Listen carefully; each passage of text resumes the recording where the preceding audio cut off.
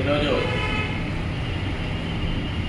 జన్మదినం జరుపుకుంటున్నటువంటి మన మాజీ రాష్ట్రపతి వర్యులు రామ్నాథ్ కోవింద్ గారు, ఆయనకు ధన్యవాదాలు తెలియజేస్తూ, అలాగే నిండు నూరేళ్ళు ఆయురారోగ్యాలతో అష్టైశ్వర్యాలతో ఉండాలని మనసారా కోరుకుంటూ, ఈ దేశానికి ఎన్నో సేవలు అందించినటువంటి రామ్నాథ్ కోవింద్ గారి జన్మదినాన్ని ప్రతి ఒక్కరూ జరుపుకోవాలని, బడుగు బలహీన వర్గాల నుంచి వచ్చినటువంటి ఆయన ఈ దేశానికి 14వ రాష్ట్రపతిగా పనిచేశారు.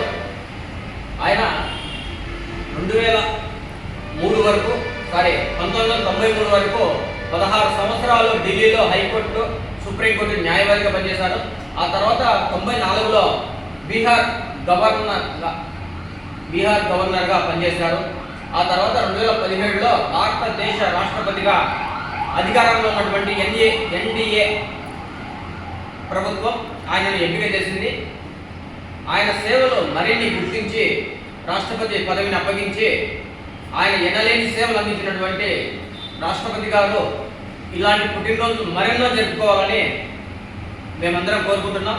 అలాగే ప్రతి జిల్లాలో కూడా రామ్నాథ్ కోవింద్ గారి జన్మదిన వేడుకలు ప్రతి సంవత్సరం నిర్వహించాలని, అలాగే ఆయన భారతరత్న ఇవ్వాలని మేమందరం డిమాండ్ చేస్తున్నాం.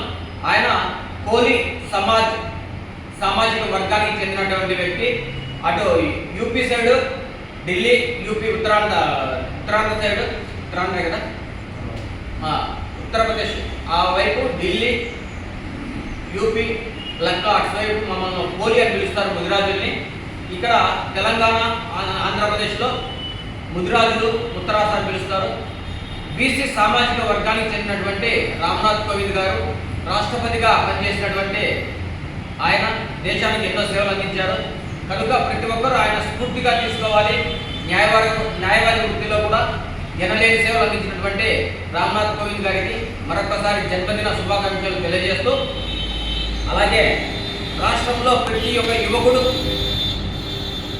ప్రతి ఒక్క విద్యార్థి ఆయనను స్ఫూర్తిగా తీసుకోవాలి. ఎందుకంటే బడుగు బలహీన వర్గాల నుంచి వచ్చి న్యాయవాది వృత్తిలో పనిచేసి, గవర్నర్గా పనిచేసి, అలాగే రాష్ట్రానికి మొదటి పౌరుడిగా రాష్ట్రపతిగా పనిచేసినటువంటి ఆయన్ను ప్రతి ఒక్కరూ స్ఫూర్తిగా తీసుకొని ఆయన స్థాయికి మనం ఎలా ఎదగాలి, అభివృద్ధి చెందాలి అని ప్రతి ఒక్క విద్యార్థి కూడా ఆలోచించి, ప్రతి ఒక్క కులం నుంచి కూడా ఆలోచించాలి. ఆయనను స్ఫూర్తిగా తీసుకోవాలని ఈ సందర్భంగా తెలియజేస్తూ, రామ్నాథ్ కోవింద్ గారికి మరొకసారి జన్మదిన శుభాకాంక్షలు తెలియజేస్తూ సెలవు తీసుకుంటాం.